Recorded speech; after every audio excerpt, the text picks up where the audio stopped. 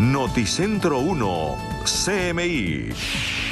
Buenas noches, bienvenidos a las noticias. Los siguientes son los 3 hechos más importantes de hoy en Colombia. Los policías implicados en las chuzadas a Marelvis Mesa rindieron declaración ante la Fiscalía para explicar su versión sobre el uso de las salas de interceptaciones de la Dijín. Noticentro 1 CMI conoció el informe en el que queda el registro y el contenido de todas las llamadas telefónicas interceptadas a la empleada de la entonces jefe de gabinete del presidente Gustavo Petro, Laura Saravia. Vamos a hablar más de esta noticia en nuestra emisión nacional a las 9 de la noche. El magistrado Roberto Vidal, presidente de la JEP, denunció que abogados del Sistema Autónomo de Defensa de este Tribunal de Paz y una psicóloga recibieron panfletos con amenazas de un grupo que se identifica como las Águilas Negras. El panfleto no está dirigido a personas en particular, sino en referencia a las investigaciones de la jurisdicción, aseguró Vidal en una noticia que ampliaremos en nuestra emisión nacional a las 9 de la noche. El precio de la gasolina llegará a 15.500 pesos al cierre del año. Eso fue lo que anunció el ministro de Hacienda, Ricardo Bonilla, al señalar que ese sería el tope en la tarifa del combustible. Explicó que no será necesario llegar a 16.500 o a 18.000, como se contempló en un principio, ya que el diferencial internacional ha disminuido. Hablaremos más de esta noticia en nuestra emisión nacional a las 9 de la noche. Las siguientes son las noticias más importantes del mundo hoy. La OTAN prometió invitar a Ucrania cuando se cumplan las condiciones, pero no dio una fecha probable. El presidente Volodymyr Zelensky fue recibido con ovaciones durante un evento en apoyo a Ucrania en Lituania, donde dio un duro discurso. Donald Trump pide retrasar el juicio por documentos clasificados hasta después de las elecciones presidenciales de 2024. El presidente Joe Biden declaró el estado de emergencia en Vermont por las fuertes tormentas y graves inundaciones que azotan al estado. Bank of America, uno de los bancos más importantes en los Estados Unidos, fue acusado de abrir cuentas falsas y cobrar comisiones ilegales. Con Claudia Palacios y Margarita Ortega. Ucrania subió el tono en la cumbre de la OTAN. El presidente Volodymyr Zelensky advirtió que es absurdo que la alianza no tenga una fecha de invitación para que su país se adhiera al tratado y reclamó que se fije un plazo para el ingreso de esta exrepública soviética.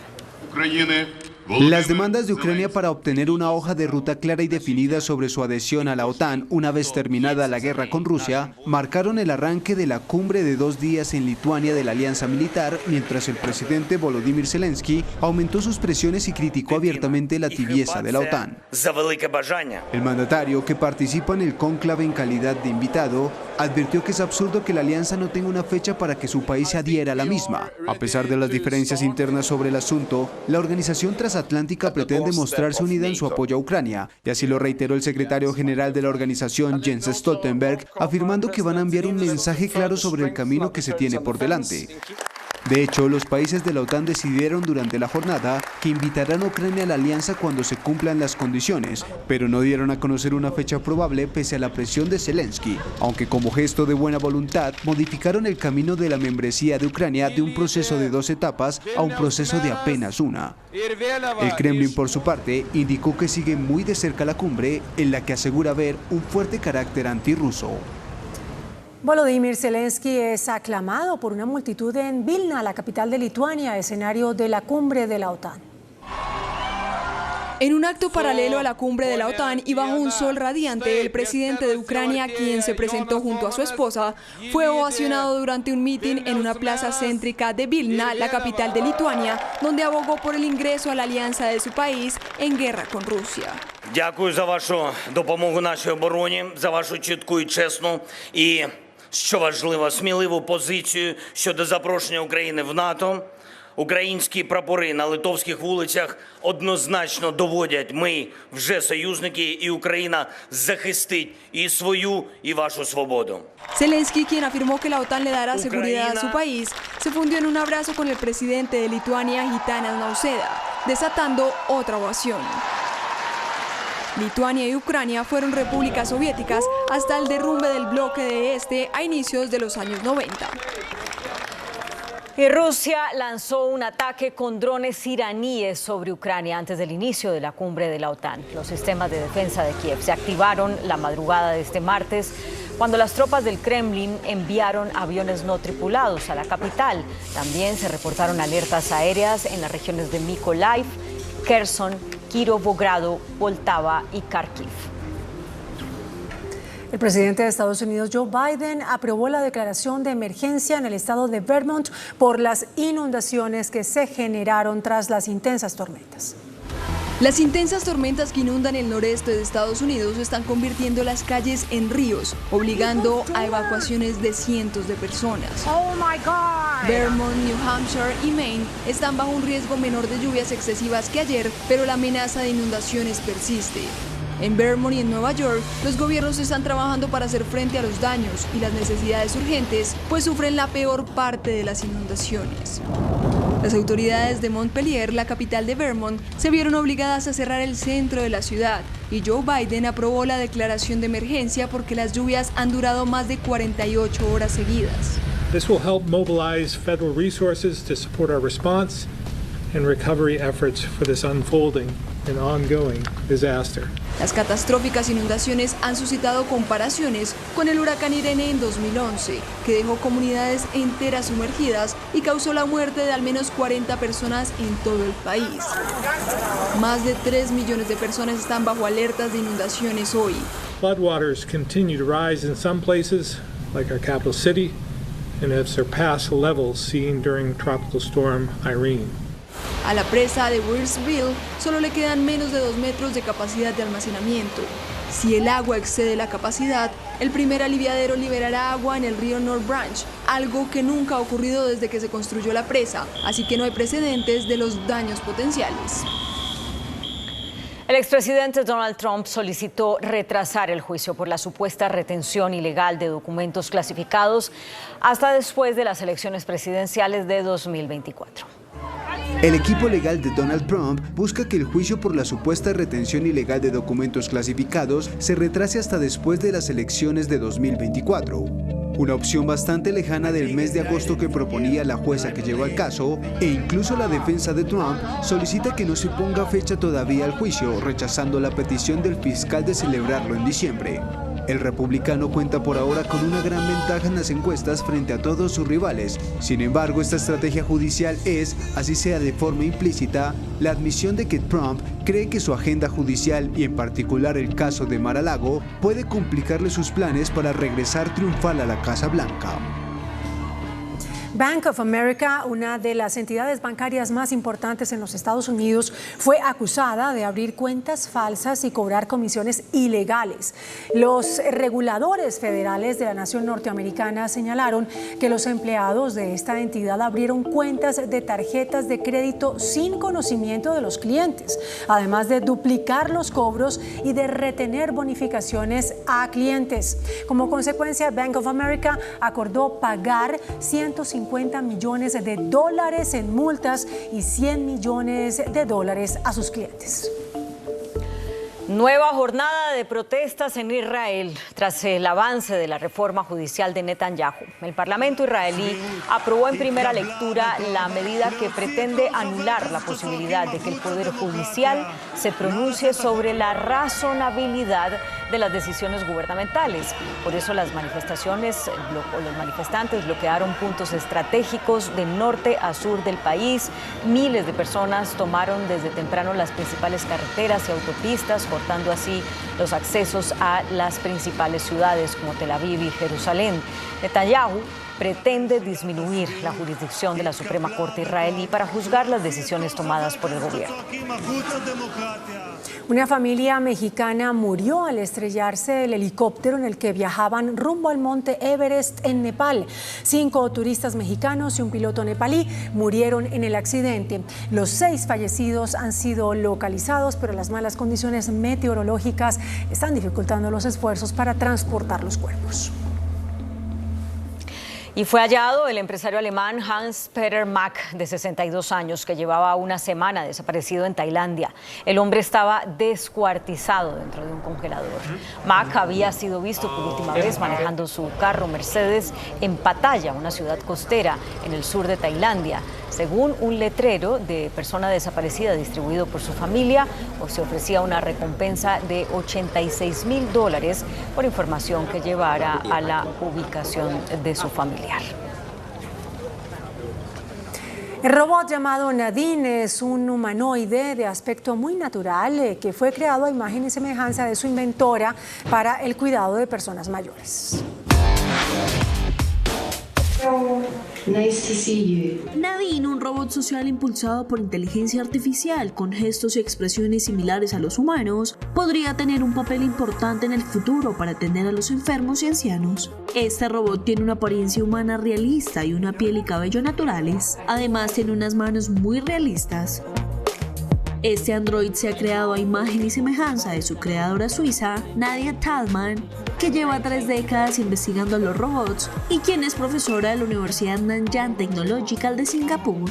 Demostrando sus habilidades conversacionales, Nadine dijo que habló, cantó y jugó con los residentes en un asilo de ancianos de Singapur hace 3 años. I worked as a companion in the elderly home Brighto in Singapore during 2020. My role was to interact with elderly on their demands and play a bingo with them. It was a great experience and I enjoyed interacting with the elderly and helping them with their needs. Nadine es socialmente inteligente, amigable, saluda, hace contacto visual y recuerda todas las agradables conversaciones que se tienen con ella. Muy buenas noches. Se conoció hoy un panfleto que un grupo denominado Águilas Negras envió a los magistrados miembros de la Justicia Especial para la Paz, JEP. En ese documento apócrifo, por supuesto, las Águilas Negras dicen, entre otras cosas, lo siguiente: estos abogados de guerrilleros, magistrados, colaboradores y supuestos defensores de derechos humanos, cómplices de las FARC y de los comunistas, deben morir. En consecuencia, los declaramos objetivo militar. Esta es parte del texto del panfleto divulgado por el grupo denominado Águilas Negras, dirigido a los magistrados miembros de la Justicia Especial para la Paz. Nuestro invitado esta noche es el doctor Roberto Carlos Vidal, presidente de la JEP. Muchas gracias, doctor Vidal, por aceptar esta invitación. ¿Qué opina? Yamid, la Jurisdicción Especial para la Paz es una institución del Estado y una institución para la administración de justicia.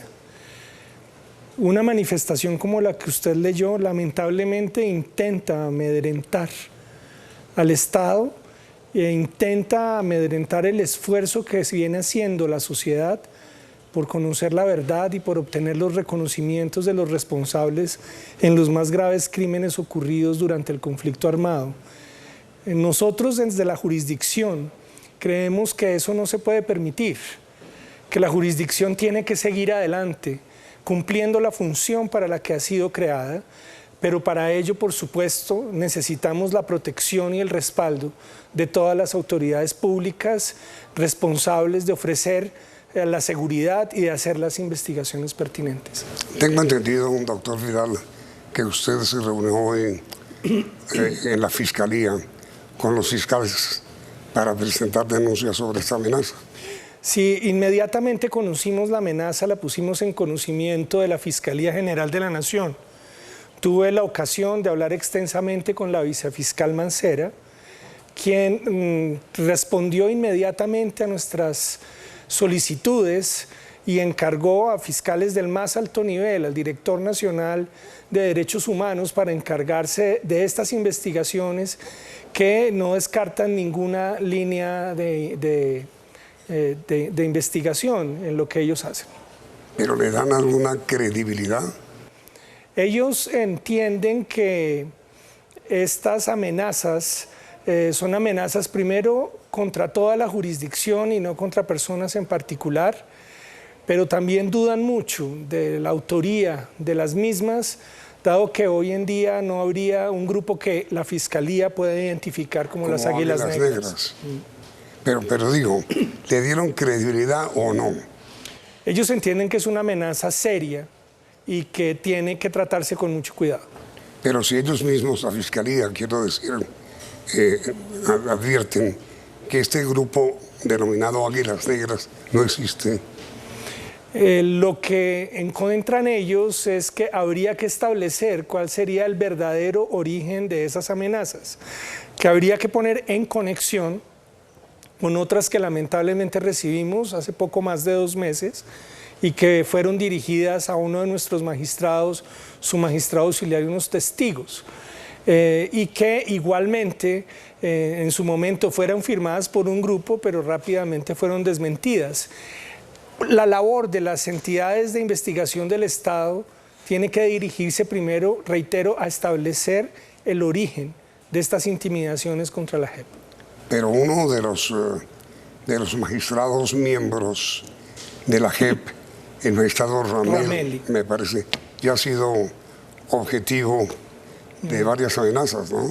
Sí, el magistrado Ramelli, junto a otros colegas magistrados de la jurisdicción, es relator, es decir, magistrado a cargo de la investigación, de varias investigaciones, pero en particular de las del caso de los falsos positivos contra miembros de la fuerza pública, y fue quien adelantó las investigaciones en Dabeiba y con mucho éxito lideró una de las audiencias más importantes que ha hecho la JEP en el reciente tiempo.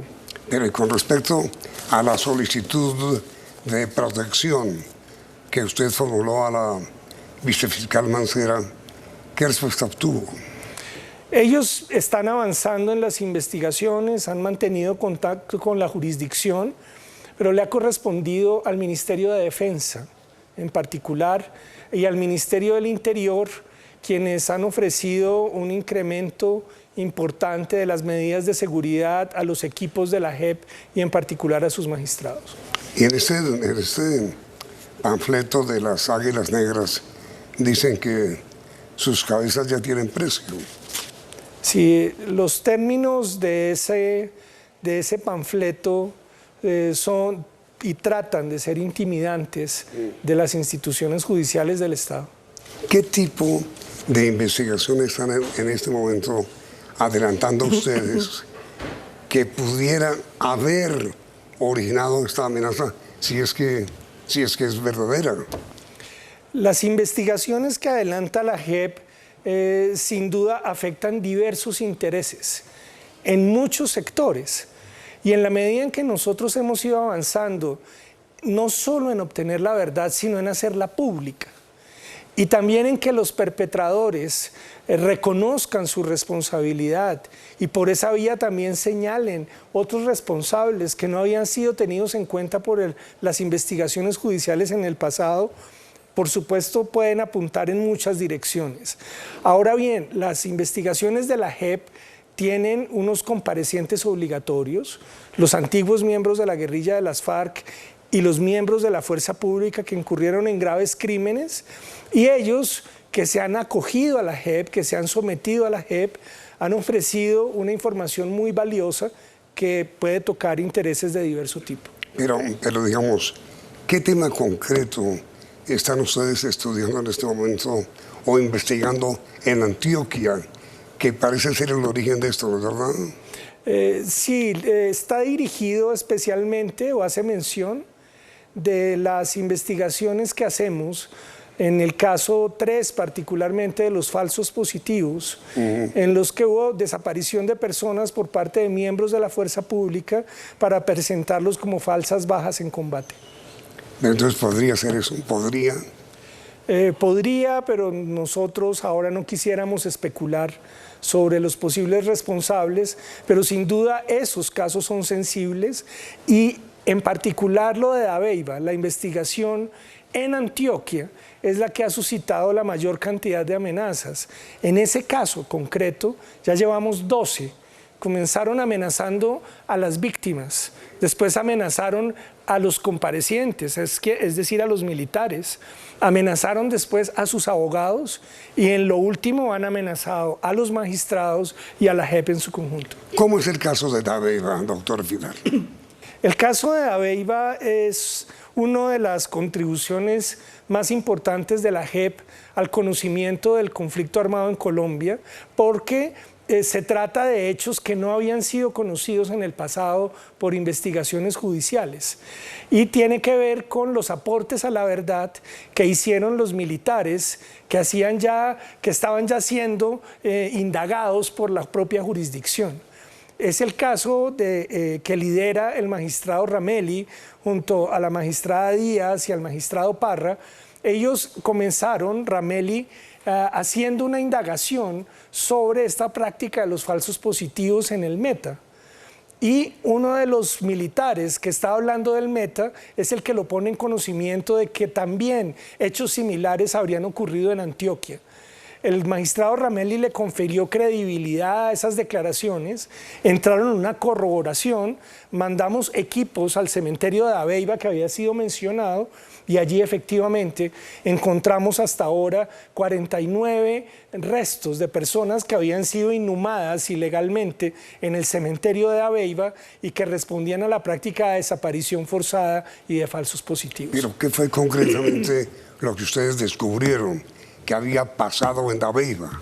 Lo que nos dijeron, y esto fue objeto de una audiencia pública hace 2 semanas, sí, en la que los militares confesaron de una manera cruda, pero también valiente, cómo esa práctica de buscar personas en los sectores más vulnerables, se trataba de encontrar personas que pasaran desapercibidas, menores de edad, personas con problemas mentales, personas habitantes de la calle, y engancharlos mediante engaños, llevarlos a Dabeiba, que era una zona de conflicto donde ellos entendían que no había vigilancia alguna, asesinarlos, presentarlos como falsas bajas en combate e inhumarlos en este cementerio que no tenía cuentas nadie ni tenía vigilancia especial. Pero entonces, ¿fue una matanza de agentes del Estado? Se trató de una cantidad de bajas muy importante, ilegales, por parte de agentes del Estado. Que fue además admitida por ellos mismos. Sí. Ellos aportaron la verdad para llegar a esos hechos, reconocieron la responsabilidad por su comisión. Fueron los autores. Que ellos fueron los autores y entregaron esa verdad y esa verdad permitió conducir en algunos casos a identificar los restos de las víctimas, restos que fueron entregados por la JEP a sus familiares. ¿Y con ellos qué va a pasar? Estas personas, gracias a los aportes tan importantes que han hecho a la justicia, tienen ahora la posibilidad de acceder a las sanciones propias de la JEP, que son estos proyectos que ayudan a reparar a las víctimas. El primero de esos proyectos es en el mismo municipio de Dabeiba, donde vamos a comenzar con el desminado y la educación en el riesgo de minas. Esta fue una zona que fue masivamente minada por las fuerzas del conflicto y ahora estos comparecientes van a trabajar junto a las víctimas en el proceso de desminado de la región. Pero obviamente con quienes saben dónde están las minas. Claro, es una labor de búsqueda, pero también de aporte de información de dónde fueron sembrados estos artefactos. ¿Y qué tanta relación tendrán los hechos de Dabeiba con la amenaza de hoy? Nosotros especulamos sobre el tema.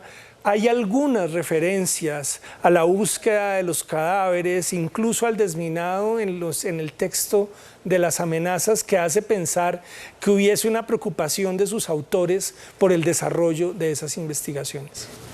¿Cuántos son, doctor Vidal, los magistrados miembros de la JEP? Somos 38 magistrados. ¿Divididos en cuántas salas? Tenemos 3 salas que tienen el estatus de un tribunal superior del distrito judicial y 4 secciones que conforman ya la alta corte de la Jurisdicción Especial para la Paz. ¿Y a cuál de las salas le llegó este panfleto amenazante? Este panfleto fue distribuido entre abogados del Sistema Autónomo de Defensa, que me deja explicarle, una de las funciones importantes que cumple la JEP es ofrecer representación judicial a las víctimas, pero también la defensa judicial a los comparecientes. Representación judicial quiere decir abogados. A abogados que las defiendan. Exacto, porque uno de los grandes obstáculos tanto para víctimas como para comparecientes es la representación, si tienen abogados o no. ¿Y esos los abogados a quienes le llegó la amenaza? Exacto, al grupo, a unos abogados que conforman el grupo de defensa, en particular de los miembros de las antiguas FARC. Ah, pero, perdón, es decir, no solamente fueron amenazados ustedes, magistrados, sino también los abogados que asisten a las víctimas. En este caso, abogados que asisten a los comparecientes de las FARC, abogados que trabajan en el sur del país y a los que les llegó este panfleto a sus correos. ¿Y a todos fue por sistema de correo? Sí, les llegaron a sus correos personales. Por supuesto, estas personas pues, recibieron esta pésima noticia y han sido objeto de protección especial por parte nuestra. Pero doctor Vidal, si es un correo, no es difícil de ubicar su origen. Sobre esa información está trabajando la Fiscalía General de la Nación. ¿Y habrá un informe posterior? Esperamos que sea fructífera esa información.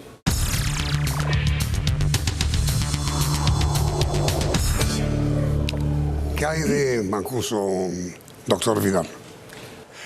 El señor Salvatore Mancuso está en un proceso particular ante la jurisdicción en el que nuestra sala de definición está analizando si lo recibimos para que haga parte de las investigaciones. Pero él ya cumplió su condena.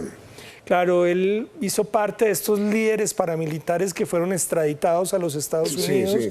Allí fueron juzgados y su condena en los Estados Unidos ya la cumplió. ¿Y entonces qué hace ahora Mancuso?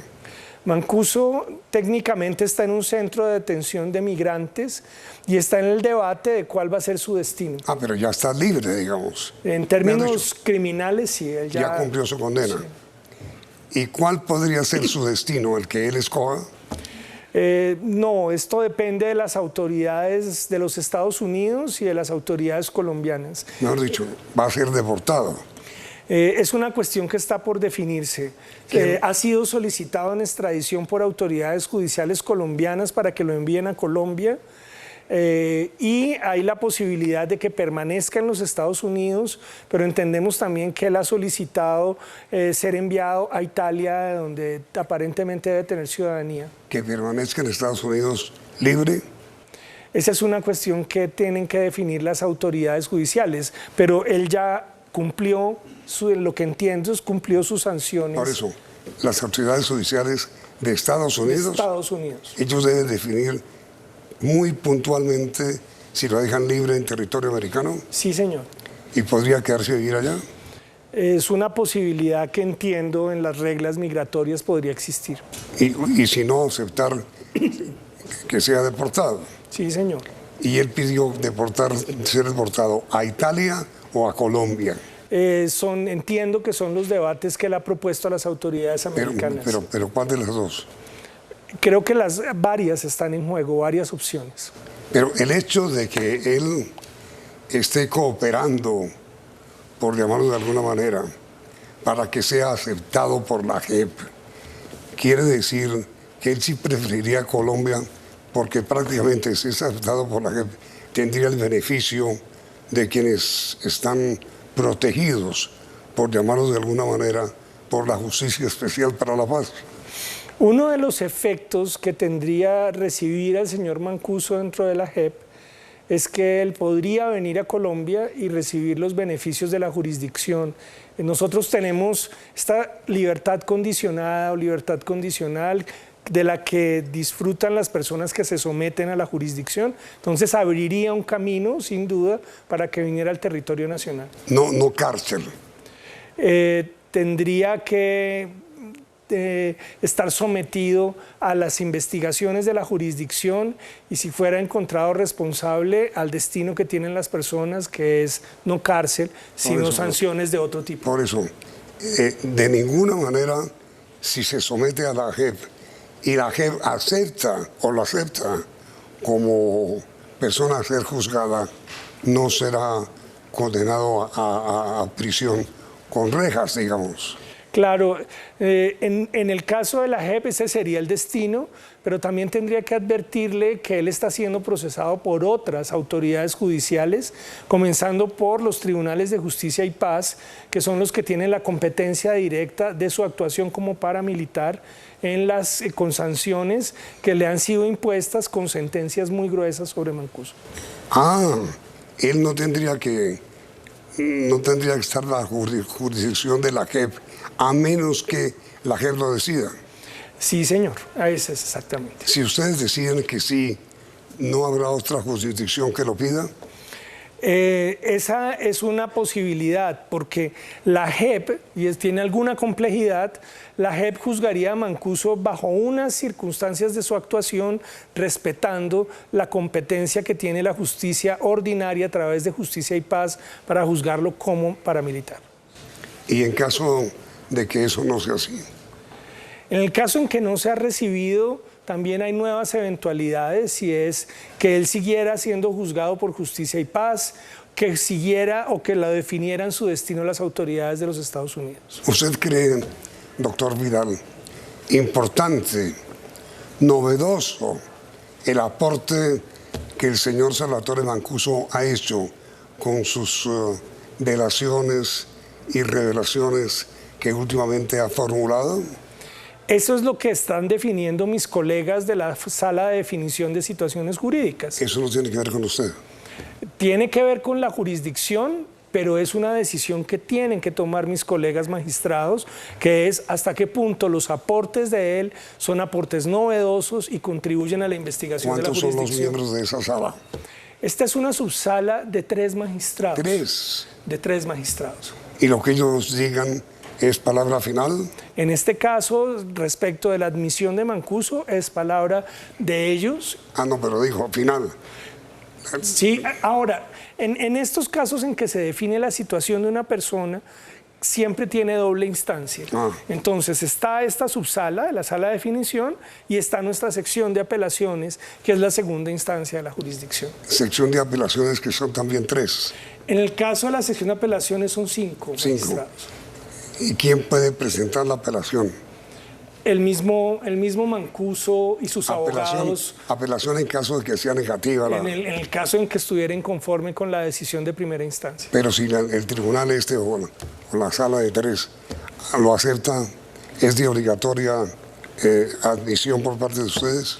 Claro, ellos tienen en sus manos la definición de la situación. ¿Y es obligatorio aceptarla? Claro que sí, señor. Y en consecuencia, el Mancuso quedaría pues libre de cárcel. Podría acceder a beneficios de la jurisdicción, como por ejemplo la libertad condicionada, y eso lo tendrían que definir los magistrados. ¿Podría recibir libertad condicional? Sí, y siempre y cuando cumpla las condiciones para estar sometido a la jurisdicción. Esto es estar a disposición de la jurisdicción, hacer aportes de verdad y seguir los juicios que nosotros dispongamos. Pero, a ver, doctor Vidal, ¿cuántas personas de quienes han sido juzgadas por la JEP están libres? Mire, la gran mayoría de las personas que se han sometido a la jurisdicción han recibido ese beneficio. ¿De libertad? Sí, claro, le estoy hablando de alrededor de 3.000 miembros de la fuerza pública, libres, que muchos de ellos estaban en prisión, condenados, han recibido el beneficio de la libertad condicionada siempre y cuando...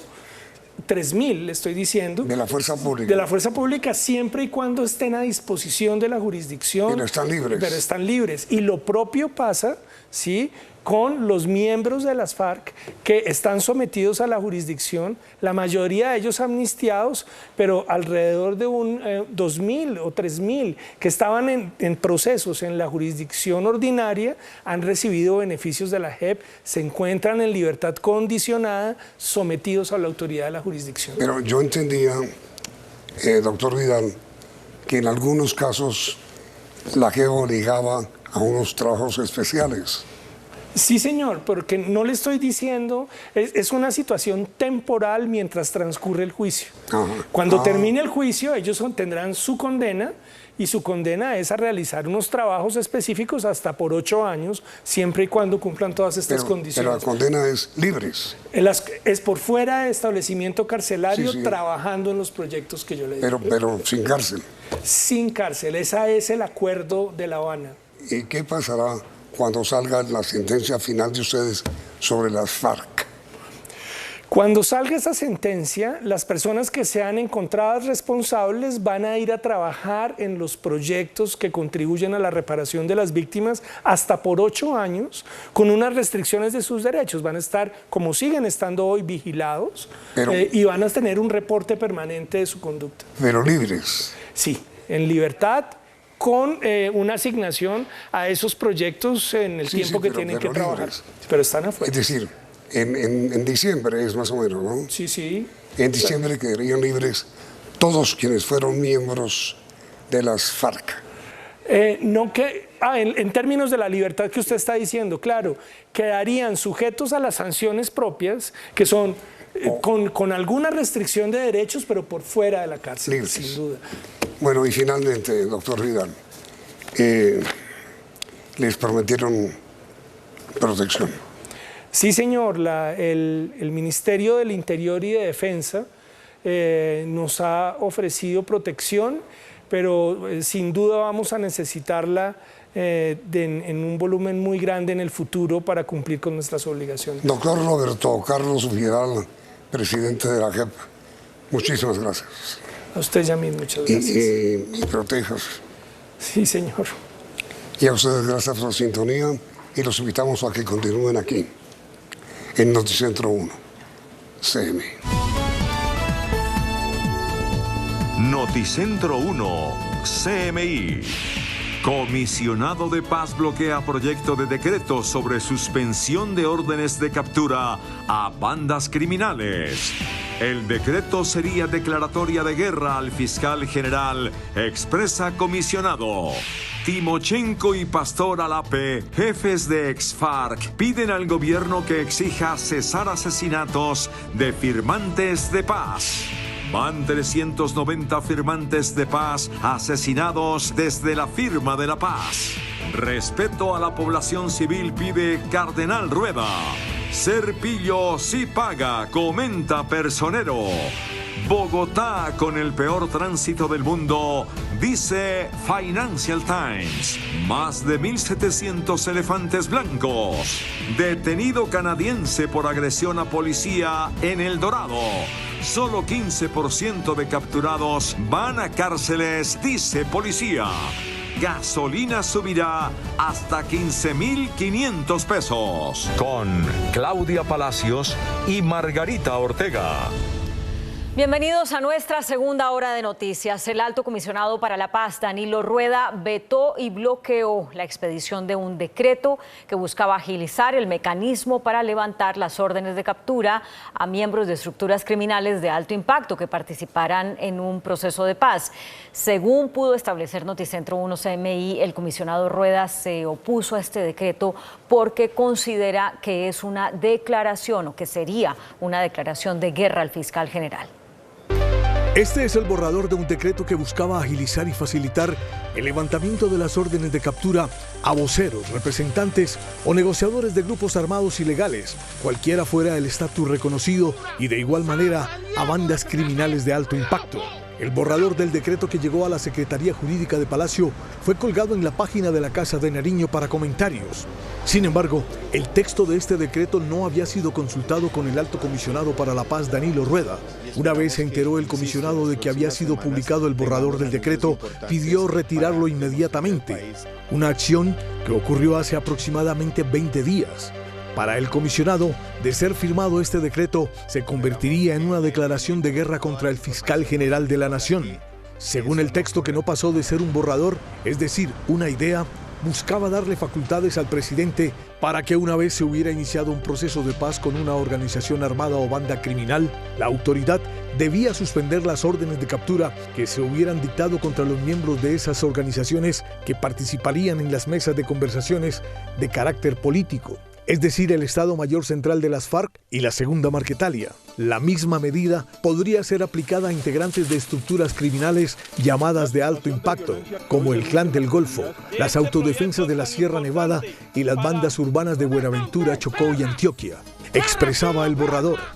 El fiscal general de la Nación, actuando como autoridad competente, suspenderá de plano las órdenes de captura que se hayan dictado o que se dicten en contra de los miembros representantes o voceros de las organizaciones armadas al margen de la ley o de las estructuras armadas organizadas de crimen de alto impacto, por el término solicitado por el Gobierno Nacional. Justamente fue este artículo el que hizo que el comisionado de paz se opusiera a que este decreto fuera firmado. Por lo tanto, esta es la historia de un borrador de decreto que tuvo una vida breve y que no llegó a cuajar por todo lo que significaba para el buen desarrollo de la paz total. Inexplicablemente hoy se filtró a los medios de comunicación una copia de este borrador que ya no está colgado en la página de la presidencia. El nuevo firmante de paz fue asesinado y este año ya son 24. El presidente del Partido Comunes, Rodrigo Londoño Timochenko, le pidió al gobierno exigirle a los grupos que participan en la paz total que como parte de los acuerdos paren el asesinato de quienes le apostaron a la paz. Con Ul Rivera, según el Consejo Nacional de Reincorporación, ya son 390 firmantes de paz que han sido asesinados desde la firma del acuerdo en noviembre de 2016. Es necesario que el gobierno se siente con responsabilidad a exigirle a los actores armados con quienes se está negociando que pare el desangre, el asesinato de líderes y de lideresas y de firmantes del acuerdo de paz. Desde el Partido Comunes piden al gobierno que en su política de paz total exija a los grupos armados garantías para la vida y seguridad de los firmantes de paz. La paz es una necesidad y un compromiso que debe asumir todo gobierno. La construcción de paz también demanda exigencias concretas y estrategias que permitan garantizar la vida de los líderes sociales, líderes populares, defensoras y defensores y de derechos humanos, como de los firmantes de paz. No solo son los homicidios de manera sistemática los que preocupan a los firmantes de paz, son también los desplazamientos, el confinamiento, las amenazas, las desapariciones forzadas, los intentos de homicidio y atentados a los esquemas de seguridad. Una grave situación humanitaria vive el departamento del Chocó por el paro armado declarado por el ELN. Más de 9.000 personas pasan hambre por la parálisis que afecta al departamento.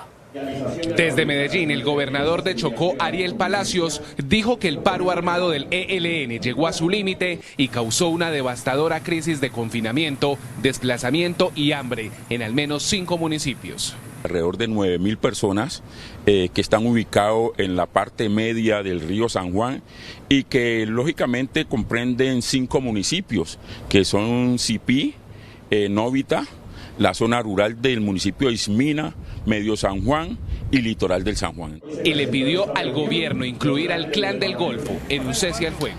Se lo hemos solicitado al señor presidente que dentro de la propuesta de paz total sea incluido el otro actor armado que está en nuestro territorio, que es el Clan del Golfo, porque pensamos que el cese de hostilidades o el que se está firmando con el ELN como que nos deja el otro actor por fuera, entonces no sabemos qué vaya a pasar en nuestro territorio con este tipo de situación. Aseguró que la suspensión temporal del paro anunciada el fin de semana por el ELN es una burla a la paz total y le pidió compromiso al grupo armado. Se le debe exigir que no como hizo el fin de semana, el día de ayer y antes de ayer, que suspendió temporalmente la ejecución de este paro armado, sino el levantamiento definitivo de este accionar, debido a que esto perjudica pues básicamente a las poblaciones que están inmersos en ese territorio. El gobernador estuvo acompañado de los mandatarios de Córdoba y Antioquia y el ministro de Defensa, Iván Velázquez, en una reunión de seguridad convocada en Medellín. El nuevo cardenal de Colombia, Monseñor Luis José Rueda, les pidió hoy a los grupos armados ilegales que respeten a la población civil y que demuestren si en realidad tienen voluntad de paz. El llamado a los grupos armados es contundente. Dejen tranquila y vivir en paz a la población civil. Todos los colombianos somos víctimas, de una o de otra manera, estamos heridos. Obviamente hay unos recrudecimientos en este momento que usted los está nombrando en el Chocó, y yo por eso me atrevo a decirle a todos los grupos, se lo digo en nombre de Jesucristo, se lo digo en nombre del pueblo humilde de Colombia, por favor, dejen de confinar a los pueblos más pobres. Ellos no tienen la culpa de vivir en esas periferias de nuestro país. El creado nuevo cardenal de Colombia, el arzobispo de Bogotá, Monseñor Luis José Rueda Aparicio, dice que el apoyo de la Iglesia Católica a la paz va mucho más allá de la paz total del gobierno del presidente Gustavo Petro. De la paz total, pero no de la paz total solamente del gobierno del presidente Petro. Él la llama así y todos la estamos acostumbrando a llamar así.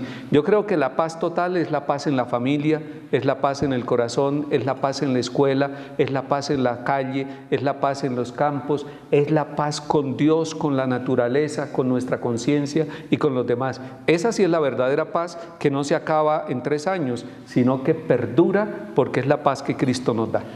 El arzobispo viajará en septiembre al Vaticano para tomar el cargo de cardenal. La Iglesia en el Valle del Cauca hizo un llamado al gobierno para que cumpla con lo prometido en el ámbito social. Tras los recientes actos de violencia que han tenido lugar en el Valle del Cauca, la Iglesia Católica, haciendo uso de su poder y en cabeza de los obispos del departamento, hizo un contundente llamado al gobierno nacional, rechazando el incumplimiento de los acuerdos firmados con grupos sociales, que hoy son las causas de la violencia que agobia el Valle del Cauca. Cumplan los compromisos, los acuerdos, lo que les toca hacer para el bienestar de nuestras comunidades, sobre todo tratando de paliar las causas que llevan a este crecimiento en espiral de nuestra violencia, la pobreza, el desempleo, la falta de oportunidades. Finalmente, los mandatarios católicos de Cali, Palmira, Cartago, Buga y Buenaventura clamaron por el cese de todo hostigamiento y atentado contra la vida de los colombianos. Noticentro 1 CMI conoció el informe de la policía en el que se registran las 17 llamadas interceptadas al teléfono de Marelvis Mesa, quien trabajaba como niñera de la ex jefe de gabinete del presidente Gustavo Petro, Laura Sarabia. Marelvis Mesa, empleada del ex jefe de gabinete del presidente Gustavo Petro, Laura Sarabia, al parecer fue indagada por la seguridad de la Casa de Nariño por la pérdida de una alta suma de dinero en efectivo de la casa de Sarabia. Según la fiscalía, este caso desencadenó en la realización de la prueba del polígrafo y en unas chuzadas a su teléfono. Noticentro 1 CMI conoció el informe con el reporte de las llamadas del celular de Marelvis, el cual dice que se ordenó chuzar por una fuente no formal y por instrucción del fiscal Oscar Fernando Gutiérrez y el patrullero John Freddy Morales. La excusa que se usó para interceptar la línea fue la supuesta relación de Marelvis con el Clan del Golfo. Alias La Cocinera, quien presuntamente residiría en el corregimiento de Tagachi, departamento de Chocó, además sería la encargada de cocinar para los miembros del anillo de seguridad de alias Siopas, cabecilla principal del bloque Jairo de Jesús Durango Restrepo. Fueron 17 llamadas que un analista de la policía escuchó del teléfono de Marelvis Mesa, la ex niñera del ex jefe de gabinete del presidente Gustavo Petro, Laura Sarabia. Y aunque en la mayoría de estas llamadas solo se habla de cosas cotidianas, en al menos una de ellas sí se habla sobre un hurto. Marelvis le dice que se estaba bañando, de igual forma le dice que se encuentra en la casa y no la han llamado, no le han dicho nada. Hombre desconocido le dice que si no han llamado, para la cárcel no van. Marelvis le manifiesta que no diga eso. Hombre desconocido le dice que si le hubiese pasado algo grave, le hubiera dicho ahí mismo. La llamada que menciona el investigador de la policía habría sido interceptada después de la realización de la prueba del polígrafo y el informe concluye que tendría relación con un hurto. Se ha podido evidenciar que Marelvis estaría a la espera de información sobre lo que podría ser el hurto en aparente complicidad con una tercera persona a la que evitan mencionar, de una sustancia o elemento indeterminado en cuantía o cantidad mínima. Asimismo, se puede apreciar que esta situación podría llevar a Marelvis a enfrentar algún tipo de pena o castigo. Tras analizar las 17 llamadas, el analista Harold Berrío sugirió cancelar la interceptación al no tener relación con el Clan del Golfo. La Jurisdicción Especial para la Paz denunció amenazas a 2 abogados y a una psicóloga de ese tribunal. Este panfleto fue enviado vía correo electrónico a funcionarios de la Jurisdicción de Paz que trabajan en investigaciones por falsos positivos en Caquetá y Putumayo. El panfleto fue circulado entre estos 2 abogados y una psicóloga de los equipos de la jurisdicción. En este caso, el contenido del panfleto no hace referencia a personas en particular, sino a la actividad general de la jurisdicción. Las hipótesis que contempla la Fiscalía parten de la base de entender, reitero, que esta es una amenaza al conjunto de la jurisdicción, incluso más que a personas en particular, aunque por supuesto esas personas están siendo objeto de medidas de protección adicionales. Cabe recordar que hace 2 meses 2 magistrados de este tribunal también fueron amenazados, quienes adelantan investigaciones en Antioquia por casos de desaparición forzada y asesinatos. La personería de Buenaventura en el Valle del Cauca rechazó la propuesta del gobierno nacional de pagar a los jóvenes del puerto para que dejen de delinquir. En la última visita a Buenaventura, el presidente Gustavo Petro lanzó una propuesta de pagarle $1 millón a los jóvenes integrantes de las bandas criminales para que dejen de matar. Este anuncio ha generado preocupación en el personero distrital. Primero, que el aparato judicial actúe, fiscalía, policías, los jueces actúen en desarticular estas bandas delincuenciales. Pero segundo, también venga con una intervención social, una intervención que nos genere un espacio, que nos genere la ocupación de esos espacios de ocio que tienen estos jóvenes. Hoy nos haríamos la pregunta, ¿ser pillo paga? ¿Será que esa será una opción? Pues es una respuesta que tenemos que trasladársela al gobierno nacional, quien hizo esa propuesta. Consideró que puede haber falta de estructuración del alto gobierno con respecto a la propuesta y entender cuál es el alcance de la misma. En La Plata, municipio del Huila, un grupo, al parecer, de disidentes de las FARC, armados y con uniforme, recorrió varias calles de la población. En estas imágenes se observa a insurgentes transitar por las vías.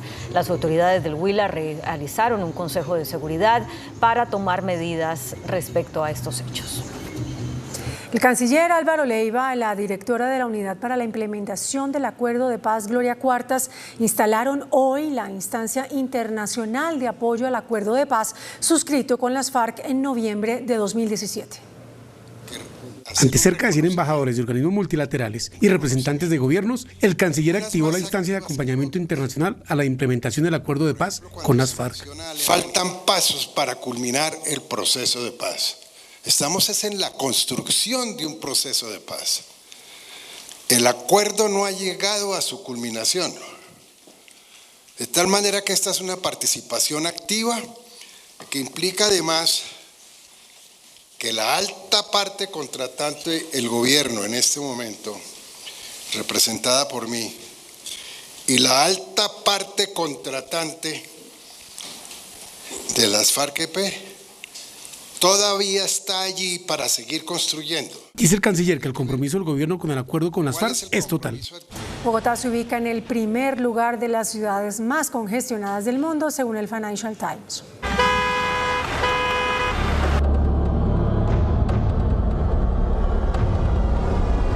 8 de las 10 ciudades más congestionadas del mundo están en América Latina y Asia, según la clasificación del índice de tráfico TomTom y difundida por Financial Times. Sobre el tiempo perdido en el tráfico en hora pico en 390 áreas urbanas importantes a nivel global.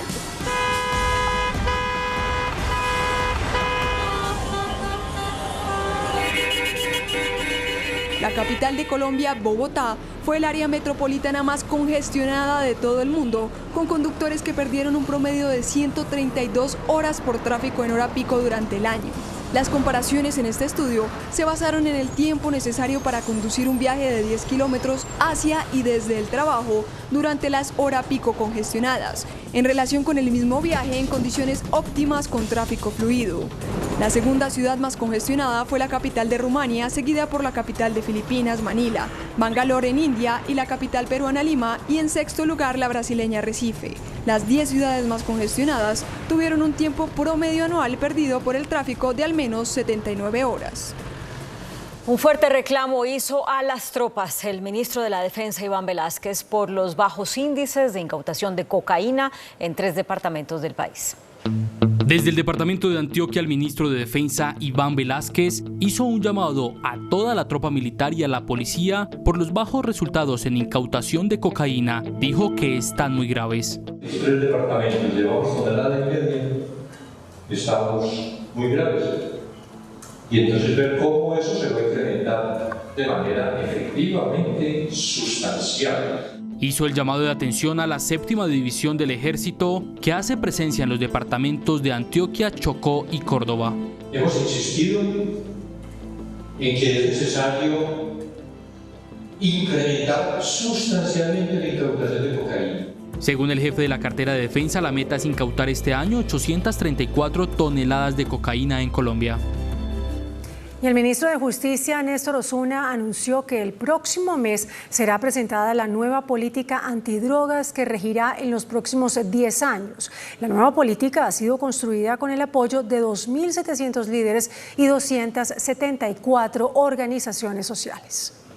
El nuevo enfoque antidrogas que impulsará el gobierno persiste en el combate de las organizaciones narcotraficantes y promueve el tránsito a la legalidad para campesinos y pequeños cultivadores. Cambios en la sustitución de cultivos. Quienes quieran sustituir la tierra en la que viven por una tierra en la que se pueda desarrollar otro proyecto alternativo, el gobierno está dispuesto a ayudarlos, en facilitarles ese traslado comprando la tierra.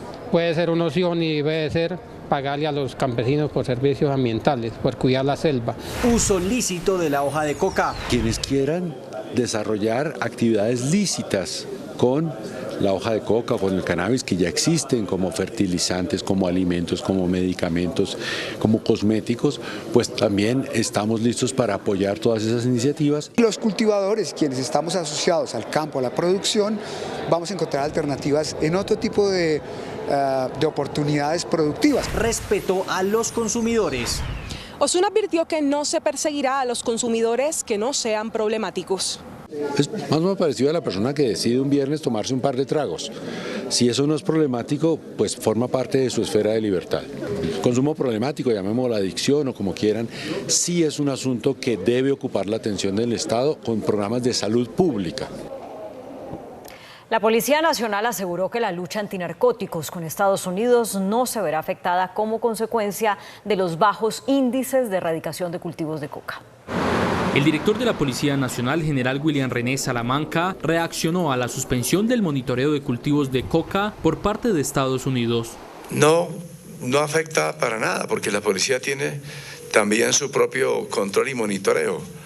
La atención de las autoridades norteamericanas y colombianas estará enfocada en el fentanilo. Aparece un escenario en esta cooperación con Estados Unidos y es enfrentar juntos lo que está ocurriendo en Estados Unidos y es el fentanilo. Es un compromiso para enfrentar, para trabajar juntos, para cooperar y para integrar capacidades. La Dirección de Antinarcóticos seguirá con la medición en las cifras de erradicación. Y es que el gobierno reconoció que en Colombia se está comenzando a consumir fentanilo, esta droga sintética que ha generado alarma en Estados Unidos. Nosotros ya tenemos detectado en Colombia consumo de fentanilo. El fentanilo, un opioide sintético cuyo consumo ha generado alarma en los Estados Unidos por las muertes por sobredosis, no solo ya se consume localmente, también le estaría quitando espacio en el mercado a la cocaína. Es cierto que en algunos lugares del mundo está disminuyendo el consumo de cocaína y lamentablemente aumentando ese consumo de fentanilo. Y por lo tanto la cocaína colombiana, que sigue existiendo, probablemente se está exportando a lugares distintos a los usuales. Se habla mucho del fentanilo ahora, que es un opioide sintético, pero es un opioide que genera unos efectos muy distintos a los de la cocaína, que la cocaína acelera, pero como es tan adictivo, hay quienes tienen un 50, un 70, un 80, un 100% más potente que la heroína. La organización Échele Cabeza advierte que en Colombia aún no se consume la réplica del fentanilo que se fabrica en los Estados Unidos, pero sí se consume el fentanilo de uso intrahospitalario. En las calles no hay consumo de manera masiva del análogo sintético del fentanilo, el que suplanta los opioides, que es el que mata a los gringos. Eso no está en las calles colombianas y no tenemos ese problema.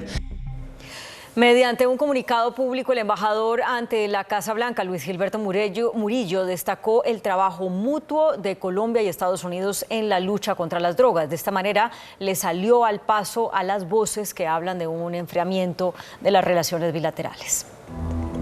Ese es el comunicado del embajador Murillo desde Washington. Bajo el principio de responsabilidad compartida, estamos redoblando esfuerzos para desarticular las redes criminales relacionadas con el tráfico de drogas ilícitas, fomentando la seguridad, el desarrollo social inclusivo y la protección del medio ambiente. Dice el embajador que las relaciones con la Casa Blanca son las mejores en la lucha antidrogas. La Contraloría General lanzó una nueva estrategia para rescatar obras denominadas elefantes blancos. En el municipio de Arjona, Bolívar, la Contraloría hizo el lanzamiento de la estrategia Compromiso por Colombia, que busca superar las dificultades que presentan múltiples obras en el país y que están convertidas en elefantes blancos. Ya había una primera etapa de Compromiso Colombia que nació en el 2019, que lo que buscaba era desentrabar los proyectos que se encuentran en estado crítico, es decir, proyectos que han sido suspendidos, prorrogados, adicionados y que en los tiempos de ejecución han sido muy largos y pues realmente la ciudadanía está perdiendo la confianza. Pero en esta nueva etapa vamos a ir por las obras inconclusas, vamos a ir por los elefantes blancos, apoyados en la Ley 2020 de 2020, que le pide a las administraciones que tomen decisiones administrativas con respecto a estas obras. De acuerdo con el órgano de control, se hará un diagnóstico de cada proyecto con el fin de sacarlo adelante. Cada obra tiene su particularidad, tenemos problemas en la planeación, a veces son obras que no cuentan con los recursos para poder terminarse o a veces no se cuenta con la voluntad por parte de los actores. Entonces, cada caso lo analizamos de manera particular, pero son muchas las problemáticas, son muchas obras. Según cifras de la Contraloría, en el país hay actualmente 1.753 proyectos que están considerados como elefantes blancos y proyectos críticos por un valor de 15.3 billones de pesos. El Instituto Nacional de Salud alertó por el aumento de casos de dengue. En Colombia se han reportado 29 muertes por esta causa en lo corrido del año. Son 55.586 casos de dengue los que se han registrado en el país en lo corrido de este año. En promedio, por semana epidemiológica, se están reportando 1.500, 1.800. Estos casos, sobre todo, están siendo más frecuentes en las ciudades de Neiva, Ibagué, en Cundinamarca, en el municipio de Girardot y en algunas ciudades de la costa. 29 personas han fallecido por dengue en los últimos 7 meses. Hay algo muy importante y es que las muertes son principalmente en personas jóvenes y en niños. Habitualmente lo que sucede es que consultan por el cuadro febril, hay una mejoría de esos síntomas febriles y digamos ya no vuelven a sus controles. El fenómeno del niño prolongaría el riesgo de contraer esta enfermedad viral en el territorio nacional. Las autoridades capturaron a un ciudadano canadiense que golpeó brutalmente a un policía. En video quedó registrado el ataque al uniformado de la Policía de Tránsito y Transporte en el aeropuerto El Dorado. Las autoridades detuvieron al ciudadano y lo judicializaron. Las autoridades capturaron a un narco durmiendo. Alias Cóndor fue sorprendido en el departamento de La Guajira mientras pasaba el guayabo en una hamaca. El hombre sería responsable del envío de 8 toneladas cada mes de cocaína hacia Centroamérica. Junto a él fueron capturadas 17 personas más. Según la Dijín de la policía en Colombia, este año solo el 15% de los capturados por delitos de alto impacto va a la cárcel. Policía Nacional, nadie se mueva. Cifras de la Policía Nacional dan cuenta de que en este año 2023 han sido capturadas 110.000 personas por diferentes delitos como homicidio, secuestro, extorsión y hurto. La gran parte del país, y lo que yo he visto como comandante de departamento en diferentes ciudades, es que el 85% quedan en libertad, tal vez un 10% quedan con medida de aseguramiento privativa en un establecimiento carcelario y otros quedan con otras medidas. Es una cifra que realmente no es muy alta, es muy baja la cifra de personas con medida de aseguramiento intramural y que en muchos casos se convierten, como mencionaba nuestro director general, en personas que causan reincidencia y que generan una nueva comisión de delitos. De la alta cifra, solo el 15% ha pagado una condena. En total son 93.000 las personas que están libres. La cumbre de la OTAN inició con tensiones por el posible ingreso de Ucrania a la alianza.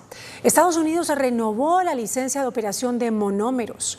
Donald Trump pide retrasar juicio hasta después de las elecciones de 2024. Estas son las noticias del mundo en Noticentro 1 CMI. Durante su cumbre en Lituania, la OTAN prometió invitar a Ucrania cuando se cumplan las condiciones, pero no dieron a conocer una fecha probable pese a la presión del mandatario Volodymyr Zelensky, que busca obtener una vía más clara para la membresía de su país a la organización transatlántica.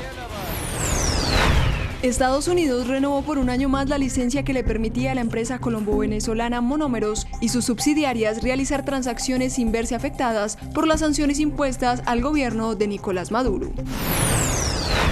Advirtiendo que no es posible preparar una defensa en medio de una campaña presidencial, el equipo legal de Donald Trump busca que el juicio por la supuesta retención ilegal de documentos clasificados se retrase hasta después de las elecciones presidenciales de 2024.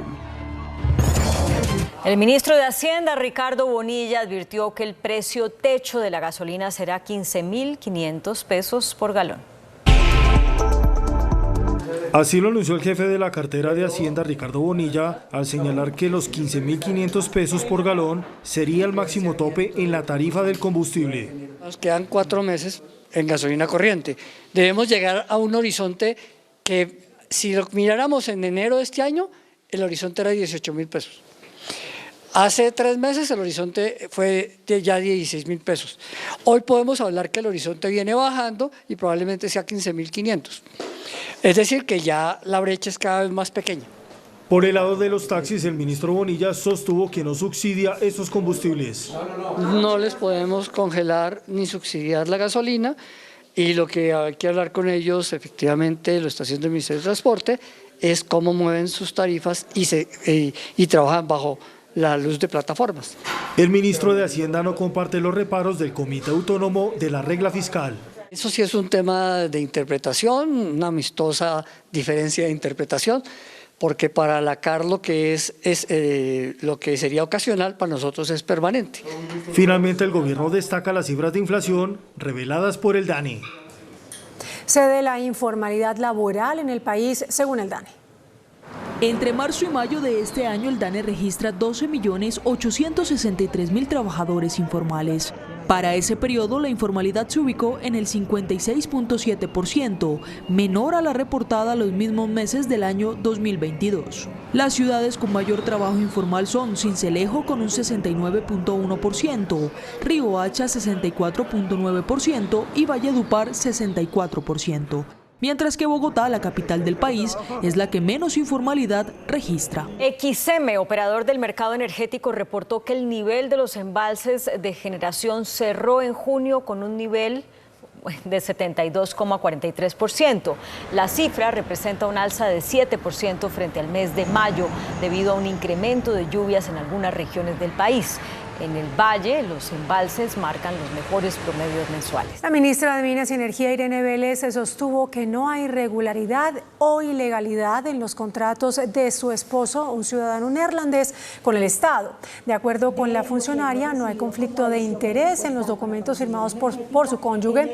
Señala que él desarrollará actividades ajenas a su actividad como ministra en un contrato de prestación de servicios a un año por valor de 128.770 millones de pesos.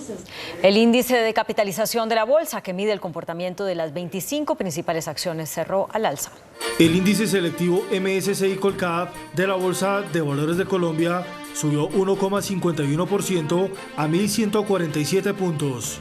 La acción de Corfi colombiana fue la que más subió, con una valorización de 4,14% a 15.600 pesos. La acción de Enca fue la que más bajó, con una pérdida de 4,83% a 19 pesos con 50 centavos. La acción más negociada de la jornada fue la de Ecopetrol, al movilizar más de 18.000 millones de pesos, con una variación positiva de 2,64% a 2.214 pesos.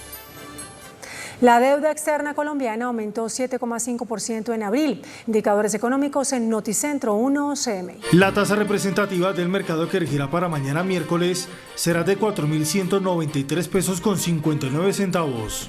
Los profesionales del cambio compran la divisa en promedio en 4.000 pesos y la venden en 4.060 pesos. Un euro cuesta 4.573 pesos. La libra de café en Nueva York se cotizó a $1.59. El azúcar se transó en 23,52 centavos de dólar la libra. El barril de petróleo WTI se cotizó en $74,76 centavos. La referencia Brent para Colombia se cotizó en $79,35 centavos. Una acción de Ecopetrol cuesta 2.214 pesos. Hasta aquí Noticentro 1 CMI.